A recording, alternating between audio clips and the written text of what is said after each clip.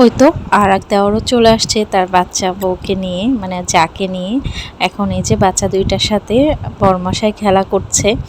তো তারপরে সন্ধ্যা লেগে গেছিল, তো আমি আবার সন্ধ্যাবাতি দিচ্ছি, দিয়ে একটু বাইরে যাব, তো ওরাও আমার সাথে সঙ্গ দিচ্ছে, খুব ভালো লাগছে। আর এই যে আমার দুই যা, আমরা একটু যমুনাতে যাচ্ছি, ওখানে একটু ঘোরাঘুরি করে তারপরে বাইরে কি খাবো দেখি, চা বা ফুচকা টুচকা কিছু খাবো। এখানে তো ওই যে বসুন্ধরা রোডের যে চায়ের আড্ডা দোকান আছে, ওখানে চা খাবো, আর পাশে একটা ফুচকার দোকান আছে, তো ওখানে ফুচকা খাবো। তো ওই আমার আর এক যা এর প্রথম এখানে আসা, তো ওর খুব ভালো লাগছে।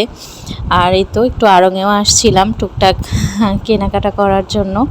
তো ওরা প্রথম আমার বাসায় আসলো, কিছু গিফট না দিলে হয়, তো যাই হোক মানে সামান্য কিছু গিফট করলাম বাচ্চার জন্য আর জায়েদের জন্য। তো ওখানে দুজন মানে দেখছি আর ঘুরছি কী কিনে দেওয়া যায়, তো ওদেরকে ব্যাগ কিনে দিয়েছিলাম।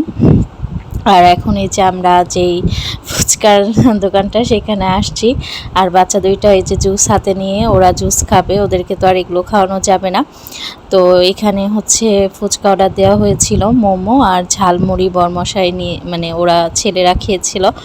তো সব খাবারই ভালোই ছিল। আমার খুব মোমো খাইতে মন চাচ্ছিল, আসলে বাড়িতে অনেক রান্নাবাড়ি হয়েছে, তারপরেও বাইরে আসলে তো কিছু খাইতে ইচ্ছা করেই। তো এই তো সবাই চা হাতে নিয়ে নিয়েছি, চায়ের আড্ডার চা। তো এই চাটা খেয়ে তারপরে বাসায় যাব, আর ওরাও চলে যাবে, মানে একবারে বলছি যে রাতে খাওয়া দাওয়া করেই যাইতে, কারণ রান্নাবাড়ি ছিলই সব, আমার আর কষ্ট করে আলাদা কিছু করা লাগেনি।